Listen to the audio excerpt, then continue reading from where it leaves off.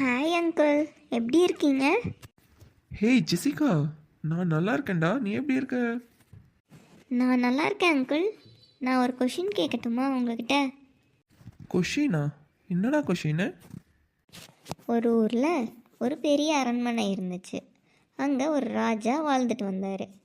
ஒரு நாள் நல்ல மழை பெஞ்சிட்டு இருக்கும்போது யாரோ ராஜாவை கொண்டுடுறாங்க. அப்போது போலீஸு வராங்க. போலீஸ் வந்து ஒரு 3 பேர்த்த விசாரிக்கிறாங்க. யார் யார்னா வேலைக்காரி, சமையல்காரன், தோட்டக்காரன். போலீஸ் கேட்குறாங்க அவங்க 3 பேர்த்துக்கிட்டேயும், அன்னைக்கு ராஜா சாகும்போது நீங்கள் எல்லாம் எங்கே இருந்தீங்க, என்ன பண்ணிட்டு இருந்தீங்கன்னு கேட்குறாங்க. சரி. அதுக்கு அந்த வேலைக்காரி சொல்கிறா, நான் வீடு சுத்தம் பண்ணிகிட்டு இருந்தேன்னு சொல்கிறான். அந்த தோட்டக்காரன் சொல்கிறான், செடிகளுக்கு நான் தண்ணி ஊற்றிட்டு இருந்தேன்னு சொல்கிறான். அதே சமையல்காரன் சொல்கிறான், நான் சமையல் பண்ணிகிட்டு இருந்தேன்னு சொல்கிறான். சரி, அப்புறம் என்னாச்சு? அதை கேட்ட உடனே போலீஸ் யார் கொலை பண்ணாங்கன்னு கண்டுபிடிச்சிடுறாங்க.